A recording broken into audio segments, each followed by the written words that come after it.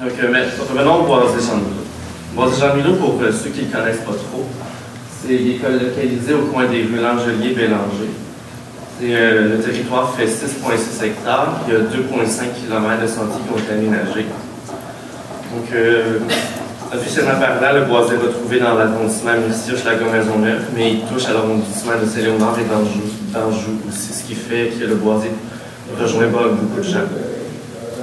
Donc, c'est un terrain qui appartient à la Ville de Montréal, mais qui est géré concrètement par le comité de surveillance fluviale.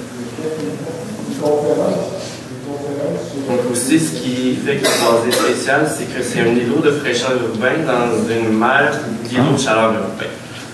Donc là, on ne voit pas toute la Ville de Montréal là-dessus, mais en fait, ce qui est rouge, c'est principalement les galeries d'Anjou, les centres d'achat ou l'aire industrielle au nord de l'autoroute métropolitaine. En gros, c'est, à mon avis, c'est un îlot de chaleur qui est presque aussi grand que celui du centre-ville de Montréal. Donc ça l'influence quand même assez important. Donc, une introduction brève. Je sais qu'il y a beaucoup plus d'éléments que ça dans l'histoire du boisé Jean-Milo, mais je voulais rester quand même assez bref. Donc, à la fin des années 90, le boisé a été zoné comme une zone verte. En 2004, Jean-Sébastien Guimond a mené une étude sur l'écologie et l'environnement du parc du boisé Jean-Milo. Donc, ça a été une étude préliminaire à celle que j'ai faite. En 2005, le parc a été reconnu officiellement comme le parc du boisé Jean-Milo. Comme un vrai parc. Et ensuite, il y a d'innombrables mesures d'aménagement et d'amélioration qui ont été faites à cet espace-là entre les années 2006 et 2015. Je ne vous les nommerai pas toutes, mais il y en a beaucoup qui les connaissent. Mes objectifs, précisément à moi, globalement, en fait, c'est de mettre à jour les connaissances sur l'écologie et l'environnement au boisé. Concrètement, j'ai analysé la végétation et les caractéristiques biophysiques sur le site. J'ai mis à jour l'inventaire des plantes dans le boisé, ce qui est la floristique. Et j'ai formulé des recommandations sur la gestion de la biodiversité et l'aménagement au parc. Donc, l'étude préliminaire de 2004, elle a délimité 10 sections différentes en fonction de la végétation qui était retrouvée, puis aussi des caractéristiques biophysiques, comme les sites en pente aussi, qui étaient différents. Donc, en gros, il y a 80 espèces qui ont été inventoriées à ce moment-là. Donc, je me suis basé un peu sur les zones délimitées là-dedans pour faire mon inventaire. Donc, il y a 4 grandes zones qui ont été inventoriées. La zone qu'on appelle le secteur des Halles d'Anjou, ou qu'on appelle communément le sentier de la Caisse aussi. Les zones 4 et 5, qui sont plus vers le nord du parc. Le secteur du Marais-Molson, les zones 6 et 7. Le secteur du cœur du boisé, dans le fond, c'est l'espace qui est vraiment boisé. Le secteur de la rue Bélanger. Les zones 2, 9 et 10 n'ont pas été spécialement inventoriées parce qu'il y a eu beaucoup d'interventions qui ont été faites durant les dernières années, mais je ne les ai pas ignorées autant pour l'inventaire total des espèces retrouvées, mais je n'ai pas fait de point de végétation totale. Mais j'ai quand même recensé les espèces qui étaient sur place. Et la zone 3, c'est du gazon. Donc, j'ai disposé aléatoirement sur Google Earth 23 points d'échantillonnage pour recouvrir le plus possible la surface et les différents habitats que je pouvais retrouver. Enfin, dans le fond, je place les points d'échantillonnage. Quand j'arrive sur place avec mon GPS pour être certain d'arriver au bon endroit et non d'arriver n'importe où parce que je pense que c'est là. Bon, j'arrive là, puis ensuite, je regarde les végétations dans différentes strates, c'est-à-dire la strate arborescente, tout ce qui est toutes les arbres et arbustes qui font plus de 10 mètres. Ensuite, tout ce qui est entre 5 et 10 mètres, ensuite ce qui est entre 1 et 5 mètres, moins d'1 mètre, et ensuite les espèces herbacées, les espèces graminoïdes et les espèces de type fougère, qui n'en a pas beaucoup boisé de toute façon. Ouais, puis ensuite, ça, quand je suis dans mon point d'inventaire, ça fait environ 15 mètres de rayon, là, plus ou moins. L'inventaire original pour le GPS, il était fait comment à l'origine, à l'étude de 2004. Oui. Pour avoir le GPS, la carte précise, ben, moi, j'allais sur Google Earth, j'ai placé des points, j'ai rentré les points dans mon GPS, puis ensuite, avec mon GPS, je peux me rendre au bon endroit. Là, la précision est de 5 mètres. C'est pas grave. Donc, une fois sur place, j'évalue le recouvrement avec la charte qu'on peut voir à gauche ici. Donc, si j'estime qu'il y aurait plus que 50%, entre 50 et 75% de recouvrement, que ce soit par le papier deltoïde, donc je mettrais une cote de 4. Et bon, même chose pour chaque strate que j'ai expliqué précédemment. Pour les caractéristiques biophysiques, c'est un peu simple. J'ai regardé le recouvrement des mousses, de la pierrosité, est-ce qu'il y a du sol nu, est-ce qu'il y a beaucoup de roches, de grosses roches sur place.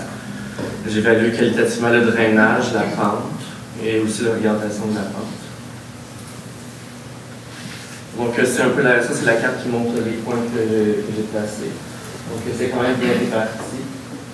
Donc, je suis capable de reconnaître les quelques limites qu'ils peuvent avoir à cet inventaire-là. Le fait qu'il n'y a jamais eu personne qui a inventorié très tôt au printemps, mais je pense que c'est plutôt insignifiant parce que je ne pense pas que de Clétonie de Caroline ou de Treille ou d'Érythrone d'Amérique dans le parc du Boisé-Jean-Milo, étant donné les caractéristiques du site, c'est un peu invraisemblable de penser qu'il y a peut-être des espèces comme ça.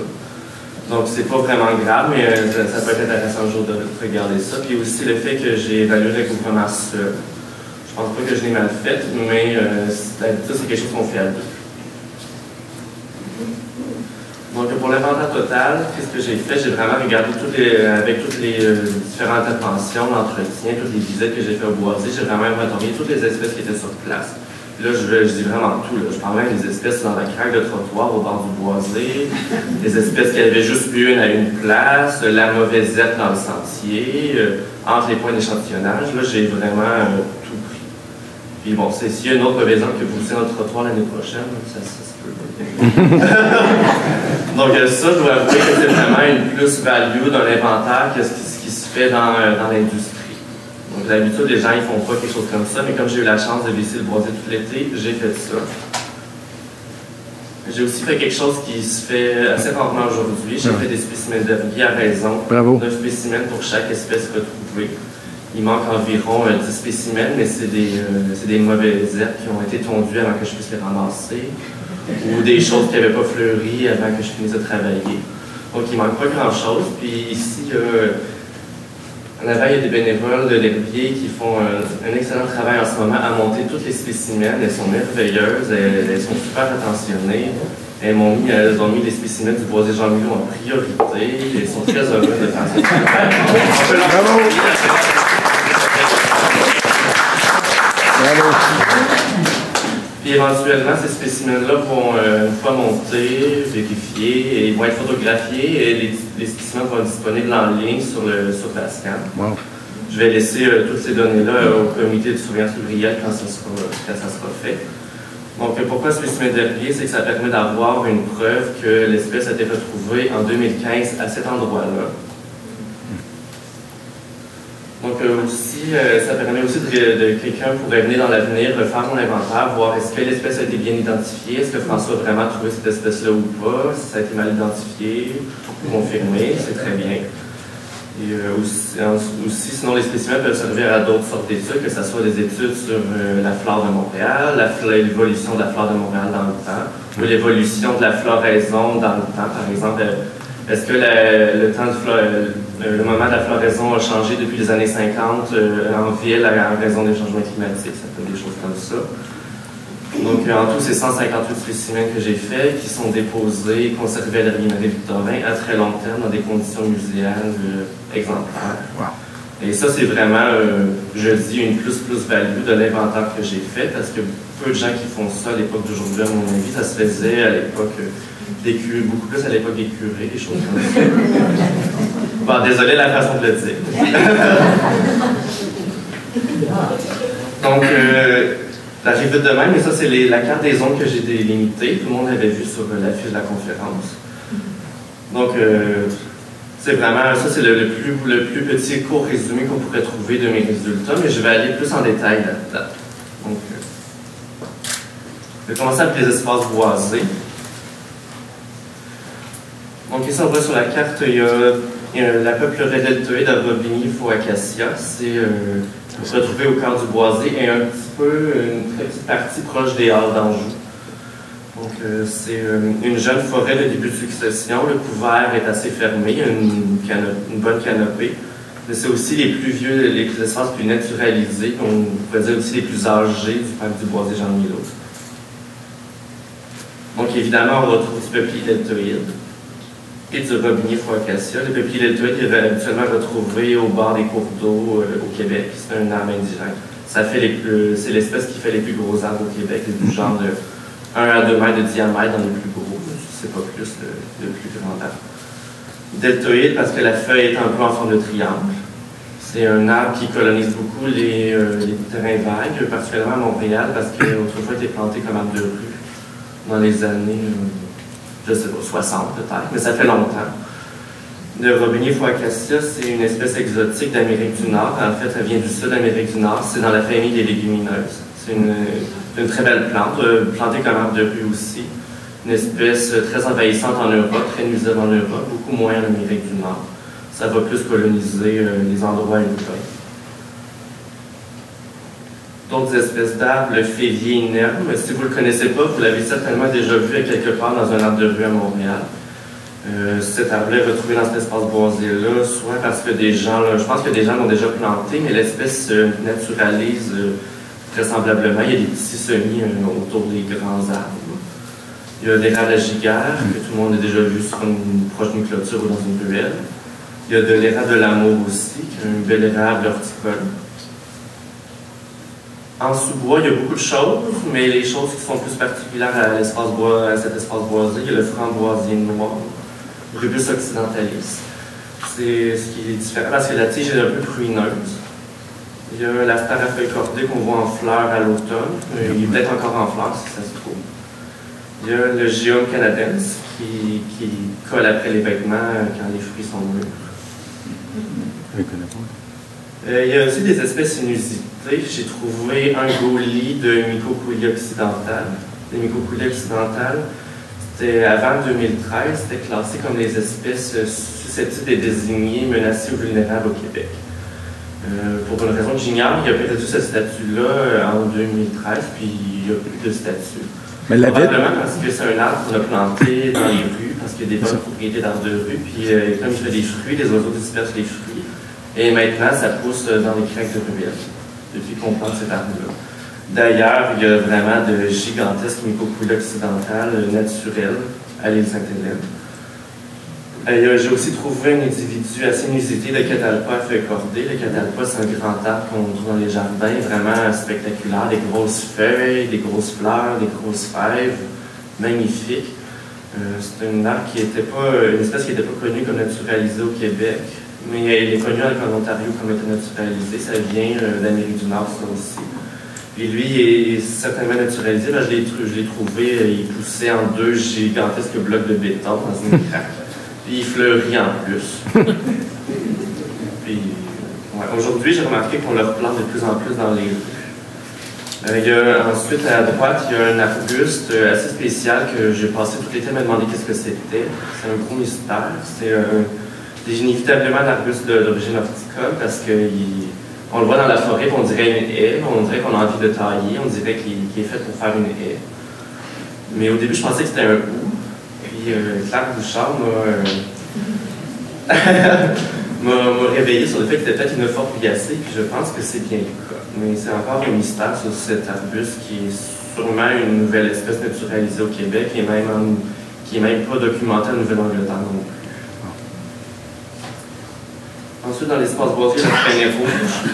C'est un jeune peuplement de frêne rouge. C'est un espace qui est au bas de la pente du talus, proche du marais. C'est un milieu qui est frais, assez ombragé. Moi, c'est l'espace que je trouve qui est la meilleure santé du bois, si je peux dire comme ça. En santé, voulant dire qu'il est assez résilient. C'est un espace que je trouve assez index. C'est l'espace où est-ce que j'ai trouvé le plus de mousse au sol. Il semble avoir une litière. Le sol semble assez riche. Il ne semble pas vraiment avoir de déchets. On dirait que c'est un espace qui n'a pas eu énormément de perturbations humaines. C'est l'espace aussi, quand on entre là, mettons au mois de juin, au mois de juillet, puis tout d'un coup, il y a plein d'oiseaux qui chantent. Il y a certainement des oiseaux qui nichent là-dedans. Il y a aussi quelques clairières. C'est un endroit où est-ce qu'on ne voit rien d'autre, où on ne voit pas la ville, on ne voit pas grand-chose. Puis c'est vraiment beaucoup plus frais, même en pleine canicule. J'ai jamais eu vraiment chaud dans cet endroit-là. La grille du frêne, est-ce qu'elle l'attaque? Oui, en fait, j'avais remarqué que la grille du frêne, elle attaquait un peu cet endroit-là. Les arbres, les frênes sont plus gros. Il y en a qui sont morts, il y en a qui vont sûrement être en voie de l'être. mais c'est l'espace le plus résilient, c'est l'espace qui va le plus bien. S'attaquer à faire des interventions dans cet espace-là, ça serait mettre un clou dans le pied parce que c'est l'espace qui est le plus en santé du boisé. Puis aussi, il y a quand même du 9.1 là-dedans, dans des grands arbustes, mais si on les enlève, on va avoir un milieu ouvert, puis toutes les espèces envahissantes vont rentrer, les autres espèces envahissantes, les mauvais arbres vont toutes rentrer. C'est un espace qui se comporte très bien sans notre intervention. Les oiseaux l'utilisent vraiment très bien. Donc évidemment, il y a du frêne rouge. Il y a c'était quand même des beaux spécimens aussi, des arbres assez grands. Il y a de l'ortie dioïque, de l'ortie qui fait 2 mètres de haut, si c'est pas plus. Il y a aussi la valériane. La valériane, c'est une espèce exotique, mais dans ce cas-ci, elle se trouve vraiment à cet endroit-là parce que c'est frais et un peu plus humide.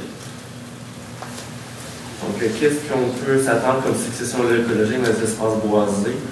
Moi, les résultats pour les espèces ligneuses, les arbres et les arbustes qui ont été trouvés, ça n'a pas vraiment changé en 10 ans parce que, évidemment, les gros arbres qui étaient là il y a 10 ans sont encore là aujourd'hui. Il n'y en a pas vraiment qui sont morts. Il y a peut-être quelques nouvelles espèces que j'ai trouvées, mais c'était à raison d'un seul individu, comme le microcoulier, par exemple. Qu'est-ce qu'on peut s'attendre? C'est que l'air de la surface boisée va augmenter, surtout parce qu'il y a du sumac vinaigrier autour des espaces boisés. Donc, et puis la canopée devrait augmenter aussi. Il devrait y avoir encore plus d'espèces herbacées tolérantes à l'ombre qui en ce moment, il s'agit surtout de l'entrisque des bois et de l'alliage officinale qui sont super tolérantes à l'ombre. C'est pas les meilleures espèces qu'on voudrait en boiser, mais ça montre qu'il y a une stabilité qui se fait au boisé. Évidemment aussi, il y a une augmentation de la richesse de la formation du sol qui se fait avec la succession. Ensuite, les espaces en transition. On parle surtout ils sont assez nombreux, ils sont assez petits, fragmentés, mais c'est à cause d'eux que l'espace boisé augmente. C'est vraiment les friches à vinaigrier. Donc ça, c'est vraiment des milieux où est-ce que ça fait pas longtemps que le vinaigrier est rendu grand, donc c'est récemment ombragé. Donc en dessous des vinaigriers, il y a encore des espèces typiques des champs, typiques du soleil, il y a encore de la verge d'or, il y a encore des choses comme ça. Mais on s'attend à ce que ces espèces-là disparaissent à fur et à mesure que l'autre va arriver. Ensuite, il y a des arbres qui vont s'implanter, donc la forêt va prendre plus d'espace avec le temps. Évidemment, il y a du sumac vinaigrier. La plupart des gens ont déjà vu cette plante-là, une allure assez tropicale. Ce qu'on ne sait pas beaucoup des sumacs vinaigriers, c'est que souvent, quand on voit une grosse terre de vinaigrier, il s'agit d'un seul clone, c'est-à-dire il s'agit d'un individu qui a fait beaucoup de reproduction végétative, c'est-à-dire il n'y a pas de reproduction sexuée, donc il s'agit vraiment tout de la même ADN pour toutes les tiges de la grosse tale.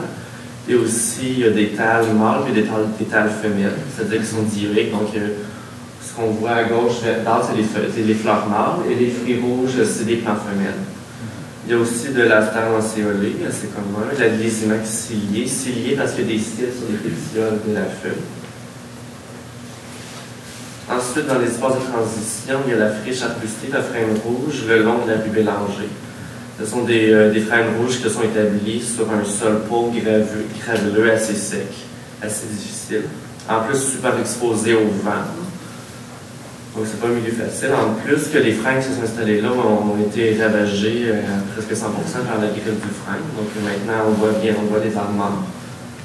Par contre, la strate arbustive et la strate herbacée sont quand même assez développées. Il y a quand même des arbustes fruitiers qui sont retrouvés là, puis malgré que les arbres sont morts, il y a beaucoup d'oiseaux que j'ai trouvés là. À chaque fois que j'allais là, il y avait quasiment toujours une volée de jaseurs d'Amérique.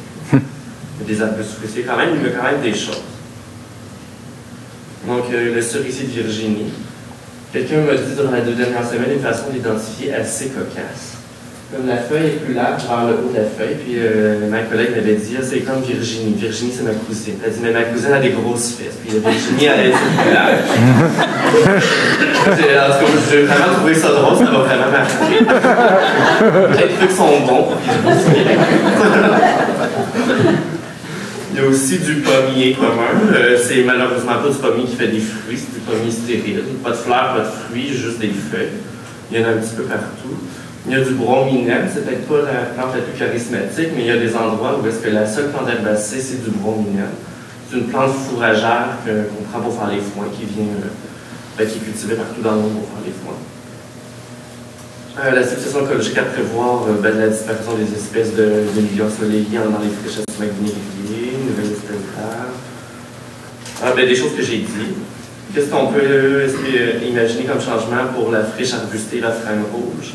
On peut imaginer que les arbres vont finir par, certains arbres vont chuter, se décomposer, ils vont enrichir le sol graduellement. S'il n'y a pas d'intervention humaine majeure qui sont faites à cet endroit-là. C'est aussi, on peut s'entendre la création d'habitats fauniques, c'est-à-dire la présence des chicots, qui sont utilisés par les oiseaux, je vais en parler plus tard. Probablement que les arbustes qui sont trouvés sur place vont prospérer, vont avoir une certaine diversité d'arbustes qui vont devenir plus grands, par les chèvrefeuilles, les cerisiers, les rosiers aussi. Et puis, on essaie d'imaginer le type de friche arbustée qui va se développer, quelle espèce d'arbre va prendre le dessus aussi. Donc, l'importance du bois mort. Le bois mort, c'est un habitat faunique super important. Ça fait partie de l'espace naturel. Tout simplement, c'est utilisé comme perchoir par les oiseaux. Toujours un oiseau de proie ou un corbeau est toujours perché sur le haut d'un arbre mort ou d'une branche morte, comme le font les petits oiseaux qui nichent ou qui veulent se nourrir. Une fois que les insectes sont arrivés dans le bois mort et que la décomposition s'active, les insectes sont source de nourriture pour les oiseaux, dont les pics. Les pics, ils vont creuser les cavités. Les cavités sont utilisées par plein d'oiseaux, par exemple les hirondelles, les mésanges, le merle bleu de l'Est, ou le moineau domestique en ville, ou les étourneaux sansonniers. Et aussi, avec le temps, une fois que le bois est décomposé, ça va permettre d'enrichir le sol. Ça va naturellement, les décomposants vont s'y mettre. Donc, on voit là la chaîne alimentaire comme on a vu au primaire, tout simplement. Et aussi, le bois mort, que l'on aime ou que l'on n'aime pas, il fait partie des éléments naturels d'une forêt. Et il y a plein d'autres usages qu'on peut imaginer. Donc, les organismes décomposants, ils ne sont pas nécessairement jolis, mais sans eux, on serait englouti sous une masse de débris organiques inestimables. Par exemple, j'ai oublié le nom, l'accident de Tchernobyl. Ça, oui, ils ont vu que avec tous les problèmes de radioactivité, il y avait moins de décomposition, puis il y avait une grosse accumulation de matière organique, puis il y avait moins de croissance des végétaux parce que la matière organique était moins décomposée. Donc, ces petites bêtes qu'on ne trouve pas très jolies, on ne serait pas grand-chose sans elles. Passons maintenant aux espaces de champs. C'est vraiment les espaces, le champ graminé et herbacées latifoliées, ça veut juste dire un champ de fleurs sauvages, en autre mot, en français. Donc, c'est l'habitat qui est présentement le plus commun au parc du Bois-Saint-Jean-de-Milo. Donc, c'est dans ces espaces-là, les milieux ouverts, qu'on trouve la plus grande diversité d'espèces végétales. C'est un habitat de choix pour les pollinisateurs. On pense aux insectes, aux abeilles qui se réfugient là-dedans et se nourrissent du nectar des plantes. Il y a beaucoup d'oiseaux milieu ouvert qu'on retrouve seulement là. Je pense par exemple au chardonneret jaune que j'imagine qu'il doit bien nicher au parc du Bois-Saint-Jean-de-Milo. C'est là qu'on retrouve toutes les plantes, une grande quantité de plantes médicinales qui sont très bien connues. Un champ bucolique sans pareil. Moi, ça me sautait. Moi-même, j'étais surpris. J'avais beau les connaître, ces plantes-là. J'avais beau des fois les trouver banales, mais à chaque fois que j'allais là, je trouvais ça beau. Puis tu reviens une semaine, c'est plus la même fleur. Tu reviens dans 2 semaines, c'est même pas la même couleur. C'était vraiment surprenant. Donc, il y a beaucoup d'espèces. Il y a l'Asclépiade commune. C'est de cette plante-là dont se nourrit les chenilles du monarque. Vu que la sève, le latex laiteux, qui est toxique, peut donner la toxicité au papillon du monarque. C'est vraiment, l'Asclépiade, c'est une espèce qui aime les champs, les espaces ouverts. L'Asclépiade va disparaître quand l'ombre arrive. La Tanésie vulgaire. Le pâturin des prés, c'est la graminée la plus commune. Il y a l'Aster de Nouvelle-Angleterre, très joli parce qu'il fleurit vraiment très tard, au mois d'octobre. Il y a juste des grosses taches mauves ou roses dans le champ, alors qu'au mois de juillet, il n'y a aucune trace de cette plante-là. Il y a la carotte sauvage. Il y a des semaines où il y a seulement de la carotte sauvage dans le champ. C'est blanc, grondeur. La salsifis des prés, ça ressemble à un pissenlit juste comme ça, mais c'est des grosses boules de main. C'est assez impressionnant. La vipérine commune, le laitron des champs. Le laitron des champs, ce n'est pas un pissenlit, mais je n'ai pas de photo en entier. Les verges d'or. On a tous déjà vu ça à un moment donné. On pense toujours que dans les champs, on pense toujours que juste la verge d'or du Canada, alors que la plus commune, c'est la verge d'or haute, Solidago altissima. C'est facile de les distinguer juste à cause de la pilosité. Celui d'Aguatissima, elle est vraiment poilue, très poilue sur la tige et le dessous des feuilles, alors que la verge d'or du Canada, elle est juste un peu poilue dans le haut de la plante.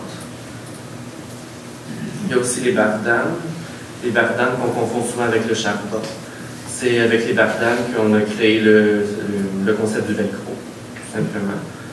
Il y a deux espèces qu'on ne distingue pas beaucoup en général, mais qui sont vraiment faciles à distinguer. La grande bardane, grande parce qu'elle a les longs pédoncules. Les pédoncules, c'est ce qui tient les fruits, puis les fruits sont plus gros, font environ 2 à 3 cm de diamètre.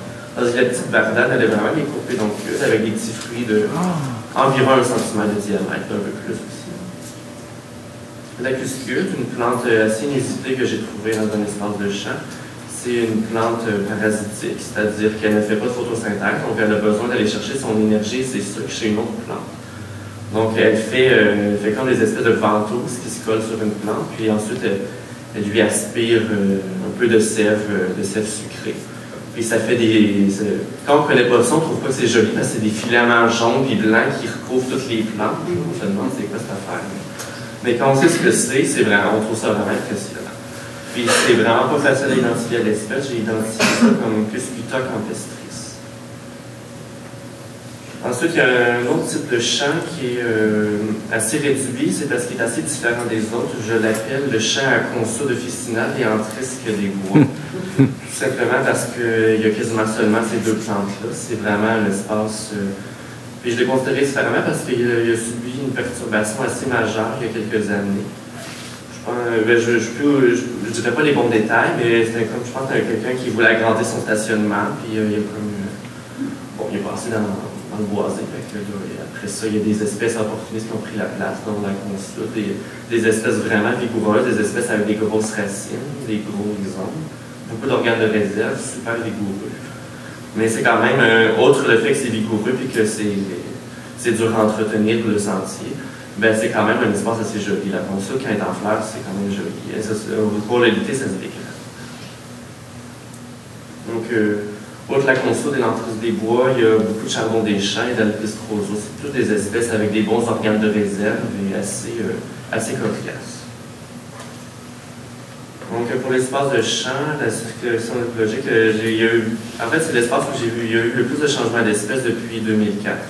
Il y a quasiment une disparition totale des espèces annuelles, c'est-à-dire les espèces qui vont vivre seulement une année et se ressommer pendant l'année prochaine. Donc, il y a quasiment juste des espèces vivaces avec des grosses racines, des bons organes de réserve, des espèces durables. Donc, j'imagine que ça va se maintenir un certain temps, et peut-être qu'il va après ça y avoir des arbres qui vont s'ensemencer ici et là. Donc, les milieux humides. Donc, les milieux humides, c'est un concept qui est assez mal connu de la population en général. Milieu humide, c'est pas nécessairement un lac ou une rivière. Un milieu humide, c'est tout milieu qui est saturé en eau dans le sol assez longtemps pour que ça change les propriétés du sol. Donc, ça va changer le type de sol qu'on va retrouver là, ça va changer la décomposition, ça va changer le type de végétation qui est trouvée sur place. Et aussi, le milieu humide, c'est influencé par d'autres facteurs. On pense au climat, au type de précipitation, à la topographie. Si on est dans un creux, évidemment, l'eau va s'accumuler. Si on est dans un sol argileux, ça va être plus imperméable, etc. Évidemment, aussi, les aménagements humains peuvent créer ou altérer des milieux humides. Ça peut être des sources? Oui, la nappe phréatique, oui, exactement. Si, par exemple, on est vraiment proche des eaux souterraines, évidemment, ça va toujours être inondé. Oui. Donc, on distingue globalement 4 types de milieux humides, c'est-à-dire les étangs. C'est quand les eaux sont plus creuses, jusqu'à 2 mètres de profondeur. Un étang, c'est quand on a des plantes submergées, c'est-à-dire des nénuphars. Un marais, c'est quand on a une majorité de végétation herbacée émergente, c'est-à-dire des plantes qui sortent de l'eau, totalement. Ça peut être du roseau, de la quenouille, de la sagittaire. Un marécage, c'est quand on a des arbres et un grand couvert d'arbres et d'arbustes. Et les tourbières, c'est quand on a... il y a beaucoup de types de tourbières, mais c'est quand la décomposition est plus lente que l'accumulation de matière organique. Donc, comment j'ai délimité les milieux humides? J'ai utilisé la méthode de délimitation de la ligne des hautes eaux du ministère. avec la méthode botanique experte. Dans le fond, moi, j'ai évalué s'il y avait présente une végétation typique en fonction de la liste des espèces obligées et facultatives des milieux humides. Parce qu'il y a des espèces qui sont trouvées seulement en milieu humide exclusivement, par exemple le nénuphar. Ou des espèces qui sont un peu facultatives, comme le phragmite peut être trouvé en milieu humide, en milieu sec aussi, ça serait une espèce facultative, par exemple. Donc la ligne des hautes eaux est délimitée là où on passe de 50% d'espèces obligées facultatives des milieux humides à moins de 50% de ces espèces-là. Donc, je sais que le ministère a fait aujourd'hui une nouvelle méthode, mais en fait, dans le cas du boisé Jean Milot, ça revenait au même, juste que la nouvelle méthode, elle tient compte du recouvrement de chaque espèce. Mais dans mon cas, c'était assez facile parce qu'il n'y avait pas beaucoup d'espèces, ça ne valait pas la peine de faire des grosses grilles de calcul. Puis la topographie était assez claire, c'était une ligne quasiment, avec la phragmite à l'arrêt d'une ligne, puis après ça, juste des espèces terrestres. J'ai pas fait la méthode avec plein pour bien. Donc, j'ai délimité le marais à roseau commun, qui fait une superficie de 800 mètres carrés.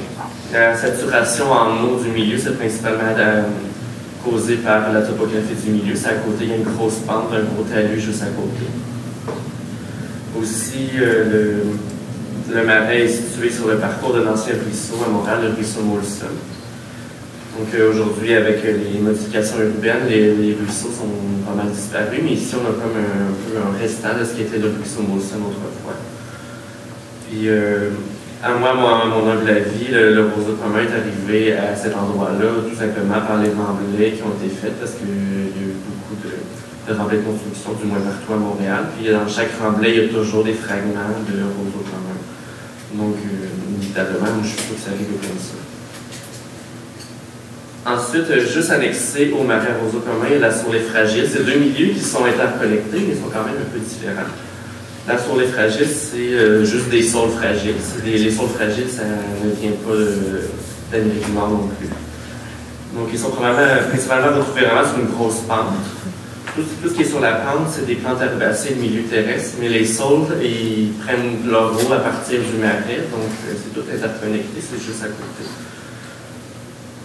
Donc oui, puis aussi présence d'arbustes typiques de bordeaux du milieu humide dans ce coin-là. Et vraiment, la Sourlet fragile, c'est un beau milieu parce que ça donne vraiment un charme à cet endroit-là, parce que les saules, c'est assez léger. Il y a des vignes qui pendent aux branches, donc ça donne vraiment un charme à l'endroit avec le roseau qui est vraiment érigé. Ça donne un charme de marais, de ruisseau. Moi, c'est ce que ça m'inspire. Donc, dans cet endroit-là, j'ai retrouvé une belle colonie de Dialvillé chèvrefeuille. La Dialvillé chèvrefeuille, c'est une espèce indigène de milieu forestier. Elle est vraiment, la colonie est en pleine santé, fait que je suppose que cette plante-là était peut-être une relique de ce qui était un espace forestier autrefois. Parce que sinon, je ne comprends pas comment elle serait là aujourd'hui. Il y a beaucoup de circés du Canada, ça peut vous paraître banal, mais la fois que vous en avez après vos pantalons, vous en rappelez tout le temps. Tout le monde connaît cette plante-là une fois qu'ils en ont eu après leur pantalon. Il y a du cormier solennifère qui est joli avec ses tiges rouges. Ici, c'est plus les arbustes typiques de bordure de milieu humide. On parle de la viande trilobue, du sureau du Canada et du gadelier d'Amérique. Je sais que vous vous en foutez, mais personnellement, les viandes et les sureaux, c'est mes arbustes préférés. Ensuite, j'ai trouvé qu'il y avait quelques petites dépressions humides localisées qui sont reliées à aucun réseau hydrographique. Elles sont quand même intéressantes parce que dans une petite aire, on parle de quelques mètres carrés, il y avait seulement des espèces facultatives des milieux humides. Je parle de certains carèques, de joncs, circus. Il n'y avait aucune espèce seulement de milieu terrestre dans ces petites dépressions-là. Donc, ça l'apporte quand même, il y a des espèces que je trouve seulement là à cause que c'était une petite dépression en milieu ensoleillé. Donc, dans l'avenir, on peut prévoir que ça va simplement disparaître parce que les armatures vont grossir et ça va sécher le milieu parce que, vu que le sol est argileux, l'eau s'accumule.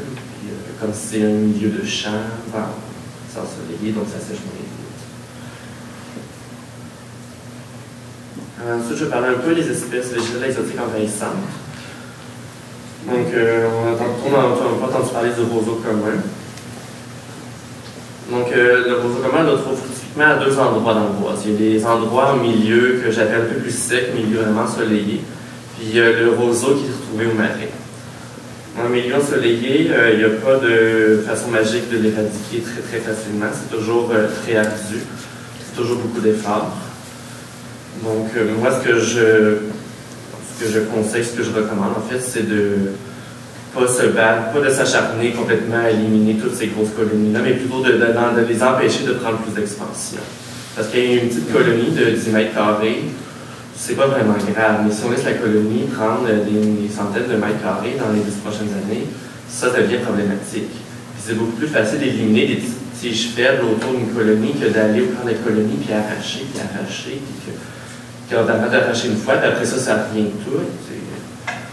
Pour plus contenir qu'est-ce qu'on a, je pense que c'est la façon la plus intelligente de le faire avec des moyens. Le cas du roseau marine, moi je le trouve très différent. Parce que Jacques Brisson, qui collabore avec le comité de surveillance fluviale et qui était ici tout à l'heure, il fait des recherches sur les marais filtrants. Les marais filtrants, c'est un peu des marais artificiels qui sont construits pour filtrer les eaux, avec les propriétés de filtration et de décontamination naturelle des plantes. Et il se trouve que le phragmite est la plante, une des plantes qui a les meilleures propriétés de décontamination et de filtration qu'il n'y a pas. Et on peut s'imaginer qu'avec toutes les perturbations urbaines et toute la quantité de déchets qu'il y a là-dedans, moi aussi j'ai trouvé des sièges d'auto et des lits. Littéralement, puis des morceaux de vinyle. Moi je pense que le roseau a trouvé sa place et je pense que son rôle à jouer là-dedans. Qu'on l'aime ou qu'on l'aime pas, qu'il soit exotique ou qu'il soit pas exotique, avec les perturbations humaines qui ont eu lieu, on ne peut pas s'attendre à ce qu'on ait de la belle onoclée sensible à pleine vue. On ne peut pas s'attendre à des petites plantes fragiles. Il faut des plantes robustes qui poussaient sur des déchets. Donc il faut apprendre à vivre avec. Mais par contre, je parle de vivre avec dans les milieux qui est très humide, parce que par contre, on a bien remarqué qu'il se répandait dans les milieux qui étaient secs, qui commençait à envahir la pente, qui commence à sortir de son endroit. Moi, je pense que c'est plus facile de contrôler où il n'est pas vraiment à sa place que où est-ce qu'il est à sa place. C'est plus facile de l'éradiquer à l'ombre, parce que de toute façon, il est déjà fait. C'est plus facile de l'empêcher de sortir de son marais que d'essayer d'enlever du marais, puis après ça, de mettre je ne sais pas quoi. Donc, une autre espèce exotique envahissante, le éléphant antarctique, on a aussi entendu parler tantôt. C'est des gros bosquets, des gros fruits noirs.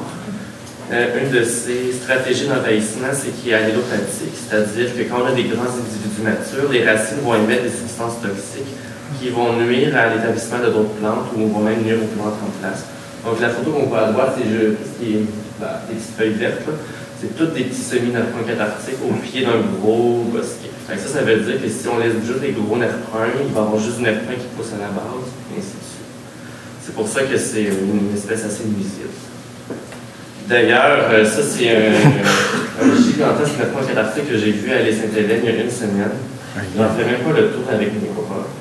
Je pense qu'il n'y a pas des centaines de cas comme ça, heureusement. C'est pas au boisé Jean-Milo, il n'y a pas ça au boisé Jean-Milo. Il nous a montré à quel point que ça peut être gros. Puis toutes les petits arbres qu'on voit autour, c'est juste du nerf brun.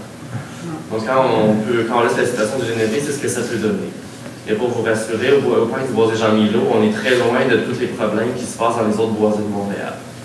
Donc même si le nerf brun est présent, on est très loin des problèmes qui se font ailleurs. Par exemple, à l'île Sainte-Hélène, j'ai remarqué qu'il faisait de la coupe en sous-bois, des nerfs bruns qu'il y avait. Puis moi, j'ai trouvé personnellement que ça marchait très bien. Mais l'affaire, c'est que c'est en milieu ombragé, avec une vieille forêt, des vieux arbres. Puis souvent, les nerfs bruns, des fois, ils mouraient tout seuls juste parce qu'il y avait trop d'ombre. Donc, une façon, moi, je recommande pour l'éliminer, c'est de couper comme ça. Mais comme on voit, il avait déjà été coupé il y a probablement quelques années. Puis nous autres, moi et Félix, on avait voulu couper ça cet été. Puis en une semaine, il y avait déjà ça, après une semaine ou deux. Il y avait déjà ces petites feuilles vertes qui poussaient là à droite. Juste pour comment c'est vigoureux en plein soleil. À l'ombre, c'est plus facile à couper, puis moins de repousse, mais en plein soleil, c'est vraiment très difficile. Donc, c'est de couper, recouper, ou arracher, les meilleures façons de faire. Remplacer aussi par d'autres plantes. Idéalement, quand on remplace des plantes envahissantes, il faut mettre des espèces agressives et coriaces. Il ne faut pas mettre un beau chêne à gros fruits parce qu'on trouve ça joli. Un chêne à gros fruits, c'est pas compétitif. Okay. Tout simplement. Il faut mettre des plantes là, qui vont remplacer quelque chose qui était coriace. Oui. Après les avoir coupés, est-ce que ça vaudrait le coup de passer avec une machine pour déchiqueter les racines? Est-ce que ça aurait du sens? En fait, si on arrache les racines, ça va bien. Ça dépend de ce qu'on fait avec les racines après. Si on veut les laisser là, c'est peut-être pas la meilleure façon de laisser les racines là. En général, quand on déracine un gros arbuste, ils ne sont pas trop contents.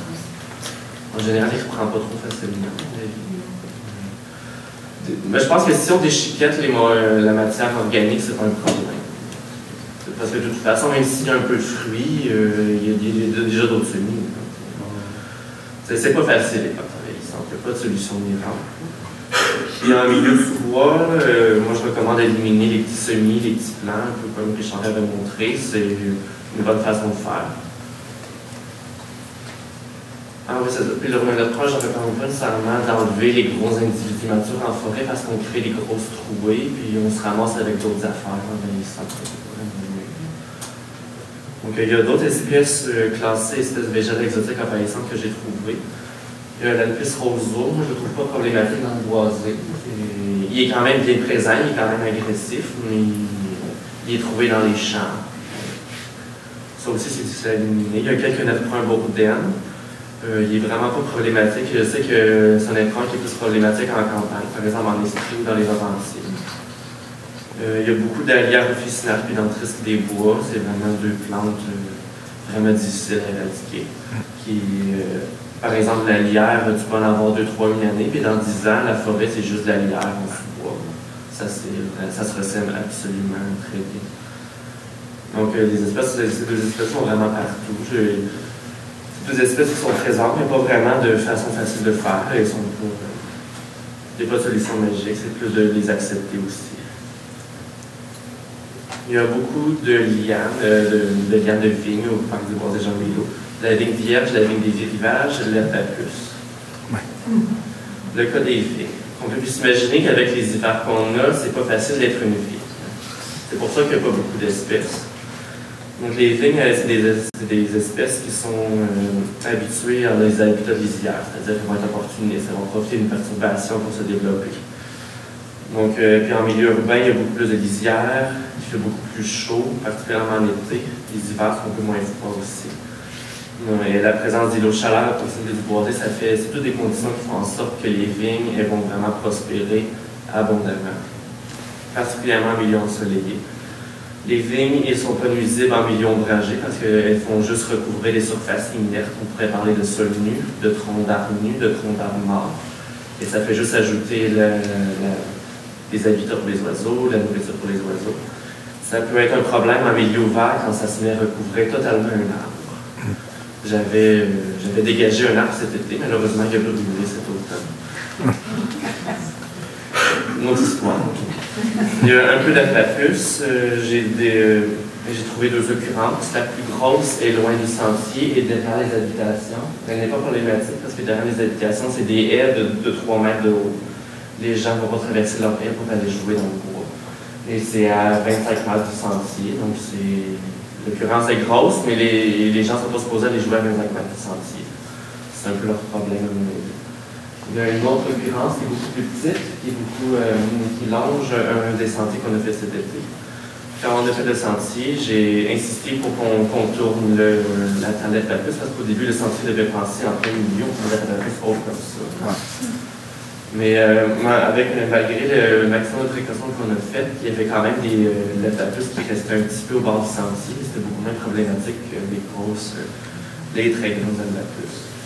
Donc, on a mis des panneaux d'avertissement, on tente de la contrôler, mais encore là, la lapapus, comme dans tous les boisés à Montréal, elle est vraiment pas très problématique ici. Au parc de l'île de la Visitation, il y en a au bord de tous les chemins, et c'est jamais écrit.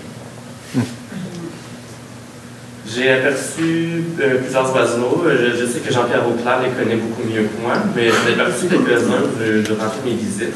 La paruline jaune, j'ai jamais vu une paruline jaune se poser à 1 mètre de moi. Vraiment, les oiseaux sont vraiment pas peureux. Ma collègue française qui était venue une journée avec moi, elle était épatée de voir que les oiseaux venaient se percher si près de nous. D'habitude, quand on va à un parc national, il faut qu'on regarde vraiment loin, mais là, ils viennent vraiment se percher à côté de nous. On fait rien. C'est vraiment intéressant. Il y a beaucoup de jaseurs d'Amérique, le brume chanteur très commun. J'ai vu le vidéo aux yeux rouges dans la belle frêne rouge, l'endroit qui est super résilient. Le moqueur-chat, je ne l'ai jamais vu, mais je l'ai toujours entendu. C'est vraiment un miaulement de chat. Le chardonneret jaune, on le voit beaucoup au mois d'août. Le cardinal rouge, je le voyais à chaque fois que j'allais au boisé. Chaque fois, sans exception. Le carouge à épaulettes, je le voyais très fréquemment dans le marais à roseaux. Il niche dans le roseau commun. Le roseau commun offre quand même un habitat faunique à des animaux. Ça n'a beau pas être l'habitat faunique de la tourbière de la Norée, mais c'est quand même un habitat faunique. Les escargots, n'importe qui est venu après une pluie sait que c'est impossible de marcher sans écraser des escargots. Il y en a des centaines, il y en a partout, ils sont jolis, mais ils sont très nombreux. Le parc du Boisé Jean Milot est qu'est-ce qu'on appellerait dans la littérature scientifique un écosystème émergent, un novel écosystème. C'est une théorie assez récente qui est sortie il y a juste quelques années. En quelques mots, c'est une nouvelle combinaison d'espèces indigènes et exotiques qui interagissent ensemble sans l'intervention de l'homme. Mais ces espèces-là se sont rencontrées à cause des perturbations causées par l'homme, que ce soit les nouvelles espèces apportées ou la destruction du milieu.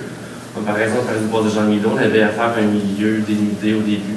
Puis ensuite, se sont installées les espèces indigènes de ces milieux-là et les espèces exotiques environnantes. Donc, toutes ces espèces-là interagissent ensemble et offrent des habitats à des oiseaux indigènes. Donc, on a affaire à des assemblages vraiment spéciaux. Par exemple, une peuplerette deltoïde de robinier Foacacia, ça n'existe pas dans la nature. C'est absurde. C'est absurde dans l'écologie classique de voir que des arbres légumineuses poussent au Québec. Mais les arbres légumineuses, moi, ça m'a vraiment frappé de voir que le robinier, le févier s'installaient là par eux-mêmes. C'était un comportement tropical. Parce que quand je suis allé en Haïti pour ma maîtrise, les espèces envahissantes là-bas, c'était des arbres légumineuses. Ils sont super beaux, les arbres légumineuses, mais il y avait juste des forêts juste de ça. Je voyais que c'était vraiment wow. Je voyais que c'est un peu le même type de comportement qui se passe ici. Évidemment, les légumineuses ont la propriété de capter l'azote qui est dans l'air, donc ça permet d'enrichir le sol. On a des sols complètement dénudés, faits de remblais. C'est des plantes qui ont un avantage. Ce pas des plantes nuisibles ici, le févier, le robinier. Mais je trouvais qu'il y avait un comportement bien similaire aux régions tropicales. Et je ne suis pas sûr que c'est un comportement qu'on pouvait vraiment observer il y a 50 ans. Donc, à Montréal, on est supposé avoir une érablière à carrier dans une forêt mature non perturbée, alors que présentement, on observe une peuplerette deltoïde de robinier Foacacia. On voit qu'on n'a pas affaire à un écosystème classique, on a affaire à un nouveau, différent type d'écosystème. On ne peut pas vraiment le prédire tant qu'on ne le connaît pas. Puis le parc du Boisé Jean Milot, ou le champ des possibles, il y a des gens qui pourraient trouver ça bizarre que d'avoir un nouvel écosystème ou une nouvelle forêt dans une place comme ça. Mais ailleurs dans le monde, à Berlin, j'ai pris intégralement la diapositive durant une conférence que j'ai été voir l'année passée. Donc, c'est un grand chercheur de Berlin, puis ensuite il montrait que ça c'était comme la traque de chemin de fer jusqu'à la Deuxième Guerre mondiale. Je ne sais pas exactement ce qui s'est passé, mais elle a été abandonnée après la Deuxième Guerre mondiale. Comme ça en sorti. Mais ensuite, après des décennies de naturalisation, aujourd'hui on a affaire à une forêt qui est protégée et qui fait le même usage que le parc du Boisé Jean Milot. Donc, qu'est-ce qu'il proposait comme principe, ce chercheur-là, dans ces types de choses-là? C'est de respecter un peu le statut des plantes qui sont en place, que les plantes soient... Oui, Marie? Je voulais juste savoir, en fait, si les railways ont été abandonnés, est-ce qu'ils ont été retirés ou ça a été naturalisé par-dessus? Ça a été par-dessus. Adieu. Oui, je pense pas qu'on fait le ménage, ça avait vraiment été abandonné. Okay. Comme c'est déjà arrivé à Montréal, des chemins de fer abandonnés. Ouais. Ouais. Donc, c'est ça que lui, ce qu'il proposait, parfois, c'est de respecter le statut des plantes, qu'ils soient indigènes ou exotiques, ça fait partie de l'endroit. De respecter la dynamique qui se fait, la dynamique écologique, la succession qui se fait à ces endroits-là. De permettre aux gens d'accéder à ces espaces-là, de respecter l'héritage culturel de l'espace, c'est-à-dire que les traits de chemin de fer qu'on conservé. Comme par exemple, du Jean Milot, on respecte l'arme, on conserve l'arme du ruisseau Molson ou du fait qu'il y a eu des gros blocs de béton ici. Donc, ça me porte à vous parler des effets écologiques. Ça aussi, c'est un concept assez nouveau en science. Ça fait à peine 10 ans que ça existe comme concept. c'est un peu d'évaluer les bénéfices directs et indirects que l'humain peut retirer des écosystèmes. Donc, 4 types de services: régulation, approvisionnement, ontogénique et socioculturel. Les services de régulation, pour moi, c'est les plus intuitifs. On parle de contrôle de l'érosion, limiter l'érosion, les plantes retiennent le sol, les plantes purifient l'air, particulièrement en milieu urbain. Régulation du climat dans un îlot chaleur ou en pleine canicule, on voit déjà qu'on est super bien, on voit déjà un îlot comparativement au beau stationnement à côté. Évidemment, un habitat de biodiversité, une zone tampon pour les gens qui habitent à côté. Ça permet une espèce d'écran végétal rafraîchissant pour toutes les habitations par rapport à ces stationnements à perte de vue.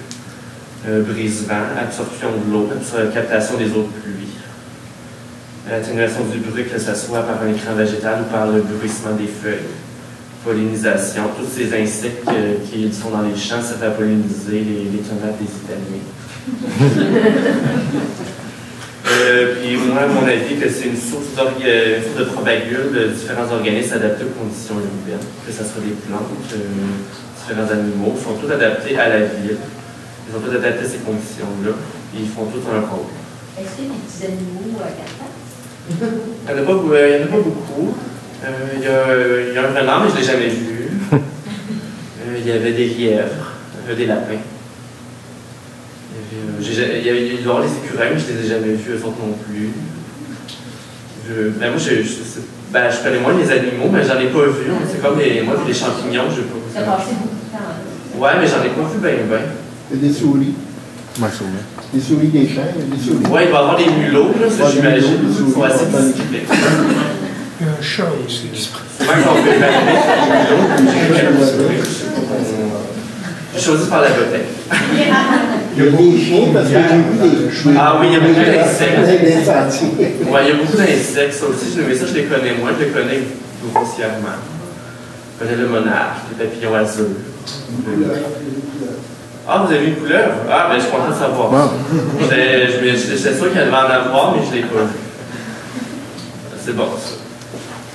Donc, pour ceux qui connaissent moins le bois de Jean-Milo s'inscrit dans un éco-corridor vert qui, on peut le voir un peu sur la carte de Google Earth. En haut, c'est le bois de Jean-Milo avec sa forme caractéristique. Au sud, il y a, le près sud, c'est le temple des Coquins. Ensuite, il y a le cimetière Saint-François d'Assise. Donc, ça fait un éco-corridor vert utilisé pour la biodiversité.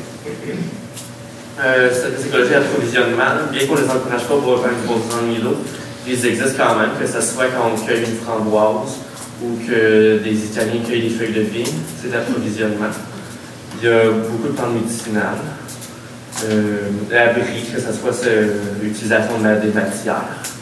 J'ai déjà vu quelqu'un couper des arbres pour faire des petites pâtes à tomates. Ça peut être des loisirs. Le loisir, je ne suis pas trop sûr dans ce que ça veut dire, mais ça peut être un loisir de faire la récolte. Puis moi, j'avais fait un bouquet de fleurs à l'huile à l'enfer.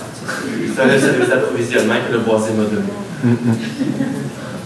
Les services ontogéniques, ils sont beaucoup plus ésotériques, mais ils sont quand même très vrais, particulièrement aujourd'hui.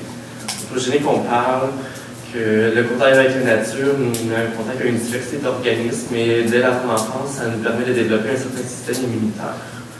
Et aujourd'hui, comme on sait, les allergies sont de plus en plus répandues, c'est vraiment mal compris, puis l'avenir va mettre beaucoup plus de compréhension face à ça. J'ai mis une photo d'Elda Coupe. Et aussi développement psychosocial, que ça serait un peu le vivre des... je ne suis pas psychologue, mais c'est un peu comme le fait de vivre des activités, d'avoir un contact avec la nature, ça permet d'avoir un meilleur... Un équilibre? Ouais, un peu un équilibre. J'ai de la misère à l'expliquer, ça peut paraître vraiment ésotérique, mais c'est quand même vrai. C'est zen. Tu sais, d'aller marcher là, ça calme. Ouais, c'est pas si simple que ça. C'est ça. Quand tu parles du C'est relaxant. immunitaire, est-ce que ça voudrait dire que s'ils sont en contact tôt, les enfants sont plus moins susceptibles d'être, par exemple, avoir des allergies? Théoriquement, c'est ce que ça veut dire. C'est si, par exemple, l'enfant reste toujours dans sa cour arrière, juste à côté du bourrasine, qui ne va jamais boiser. Bon, c'est assez théorique, mais je pense qu'en 2015, on peut se permettre d'en parler. Les services socioculturels, c'est un peu les plus évidents, que ce soit le loisir, ça serait les gens qui vont marcher, Il y a beaucoup de gens qui, j'ai vu des gens faire du vélo, de la course, de la promenade de chiens, les gens qui vont prendre une marche, qui partent des buildings d'Anjou pour aller marcher sur l'heure du dîner, il y a toutes sortes de choses. L'esthétisme, des randonnées d'éducation, ça se fait beaucoup. Inspiration, même moi qui connais toutes les plantes, puis que je ne suis pas toujours impressionné par leur identité, mais moi, à chaque fois que j'y vais, je me sens bien. Quand j'entretiens les sentiers, il n'y a rien d'autre. Quand il y a un meurtre ailleurs, il n'y a rien d'autre en ce moment. C'est aussi quelque chose que j'ai trouvé intéressant, c'est que la localisation du parc du Boisé-Jean-Milo fait que c'est une opportunité pour les nouveaux arrivants du Canada d'intégration à la nature. Par exemple, il y a beaucoup, Saint-Léonard, c'est un quartier très multiethnique, il y a beaucoup de nouveaux arrivants qui s'installent là, c'est un quartier qui manque cruellement de verdure et de nature. Et des fois, de voir des familles d'origine maghrébine se promener dans la forêt pour aucune raison, puis regarder les framboises, regarder les papillons, ça montrait que les gens, ça donne un accès à ces gens, à des nouveaux arrivants à la nature, parce que souvent, il y a beaucoup de gens plus défavorisés dans Saint-Léonard. Donc, ça leur permet l'accès à la nature. Il y a beaucoup de gens qui ne sortent jamais de Saint-Léonard aussi, dans ce point-là. Je suis certain. Donc, aussi le culturel, le patrimoine, que ce soit le ruisseau Molson ou les blocs de béton qui représentent l'histoire industrielle de Montréal. Recommandation, je recommande de conserver les chicots qui ne nuisent pas à la sécurité, dans le sens qu'un chicot qui mesure 2 mètres de hauteur, qui est à 10 mètres du sentier, on s'en fout. Ça ne pose pas de problème à personne. Conserver la matière organique à l'intérieur du boisé, ça permet d'enrichir le boisé, d'offrir des habitats. Conserver les 3 grands types d'habitats qui sont retrouvés, les espaces boisés, les espaces de champs, les espaces de marais. Il y a un terrain, un autre champ en friche adjacent au Boisé-Jean-Milo qui est derrière les magasins. Présentement, il ne devrait pas avoir de développement là-dessus, mais ça pourrait avoir des bons projets d'intégration de cet espace-là au parc du Boisé-Jean-Milo. Moi, je pense qu'il faut être très ouvert, mais parce que je ne pense pas que quelqu'un va construire quelque chose derrière des magasins. C'est invraisemblable. Il y a un talus qui est avec une pente assez fragile. Donc, il faut faire attention à cette pente-là. On peut penser qu'elle est bien couverte de végétation, mais quand on met les pieds là-dessus, le sol s'effrite à rien, la végétation est vraiment fragile. Il y a beaucoup de déchets qui mêlés au sol. Donc, il ne faudrait pas couper, c'est pas parce que le 9.1 est une espèce de notification envahissante qu'il faudrait le couper dans la pente. Parce qu'on nous rend plein de grands services en contrôlant l'érosion de cette pente-là quand on l'enlève.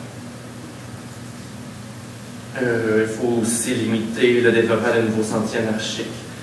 C'est quelque chose qui s'est vu dans tous les autres boisés de Montréal. On pense au Mont-Royal, c'est devenu un problème depuis une vingtaine d'années. Et aussi, il faut bloquer les sentiers improvisés qui existent déjà. Que ça soit de toute façon.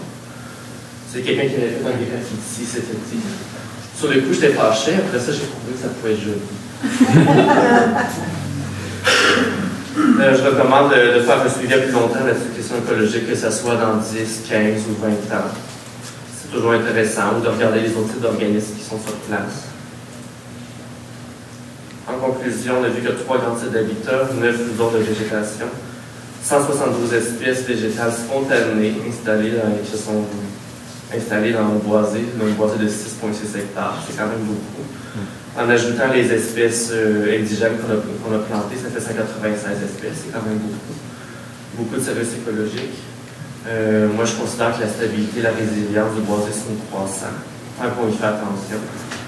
Il y a quand même un bon marais. Ouais, puis littéralement, la plus grande valeur du parc du Boisé-Jean-Milo, c'est pas tant sa valeur écologique. On n'a pas affaire à une réserve écologique ici.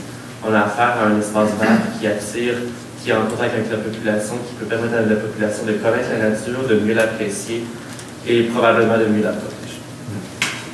Donc, mais merci à tous les partenaires, que ce soit le comité, Jean Boudisson, vous tous et la ville. Merci beaucoup. Merci.